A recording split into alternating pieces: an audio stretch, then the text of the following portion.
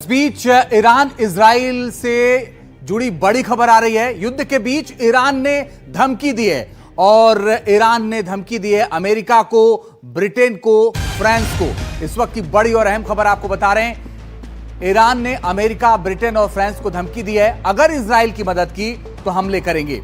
Iran इस इलाके में यूएस, यूके और फ्रांस के बेस पर हमले, यह कहना है ईरान का कि अगर मदद की इजराइल की तो हमले करेंगे। और धमकी किसको दे रहा है ईरान? आप देखिए, यूएस को, यूके को और फ्रांस को। वो कह रहा है कि अगर मदद की तो धमकी देंगे। मोहम्मद गजाली हमारे सहयोगी ज्यादा जानकारी के लिए जुड़ गए फोन लाइन पर। मोहम्मद गजाली, क्या इस वक्त ईरान इस स्थिति में है कि वो अमेरिका, ब्रिटेन और फ्रांस को धमकी दे सके? जी बिल्कुल इस स्थिति में है। अगर आप याद करें तो पिछले साल अप्रैल में भी जब ये बात चल रही थी कि इजराइल कैसे ईरान के हमलों का जवाब देगा, तो उस वक्त उसने अरब ममालिक को भी धमकी दी थी कि वो अपने एयर स्पेस को यूज होने ना दें। और यहाँ पर जिस तरह से ईरान ने जो है यूएस, फ्रांस और यूके और दीगर जो पश्चिम देश हैं उनको धमकी दी है, तो ये धमकी सिर्फ इस वजह से नहीं है कि वहां पर सीधे ईरान हमला कर देगा, लेकिन ईरान के पास और भी तरीके हैं जिससे इन तीनों देशों पर वो प्रभाव डाल सकता है। इसके प्रॉक्सीज बहुत हैं।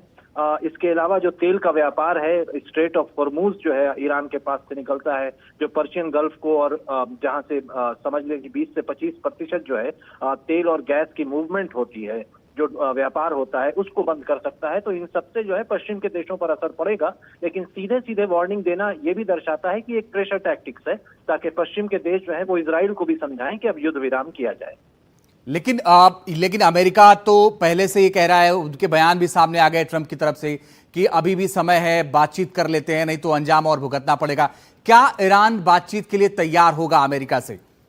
देखिए, आखिरी उपाय जो है बातचीत ही है, चाहे आप किसी भी जंग को देख लें। अभी इजराइल और ईरान की जंग को तो 48 घंटे भी पूरे नहीं हुए हैं। रूस और यूक्रेन की जंग को तो कई साल हो गए, 2-3 साल हो गए, और वहां पर भी बाद में जाकर बातचीत ही एक हल नजर आ रहा है। और डोनाल्ड ट्रंप भी लास्ट में वही कह रहे हैं कि बातचीत कर लें। तो इस पूरे मामले में यही लग रहा है कि इन दोनों के बीच जो युद्ध जैसी परिस्थिति बनी हुई है, तो आखिर में ये बातचीत ही इसका हल है। और इससे पहले जो मैक्सिमम प्रेशर एक दूसरे देशों पर दोनों डाल सकते हैं, वही उपाय ईरान भी कर रहा है। जो यूएस ईरान को करने के लिए कह रहा है, ईरान वही चीज पश्चिमी देशों को करने के लिए कह रहा है। जी गजाली, एक चीज बताइए कि अमेरिका तो खुल के समर्थन कर रहा है इजराइल का, यूके और फ्रांस का क्या स्टेक है?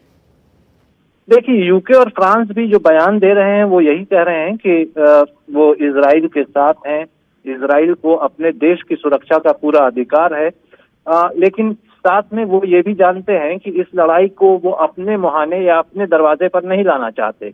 इस वजह से अब शुरुआती घंटों में अगर आप देखें तो इमैनुअल मैक्रोन हो, जो फ्रांस के राष्ट्रपति हैं, या कियर स्टारमर जो यूके के प्रधानमंत्री हैं, इन सबों ने इजराइल को हथियार के साथ सहायता तो दी है, लेकिन अब उन्हें पता है कि अगर ये जंग ज्यादा देर चलेगी तो वो सबके लिए खतरनाक हो सकता है। चलिए, आप नजर बना के रखिएगा गजाली, आगे लगातार आपसे अपडेट लेते रहेंगे।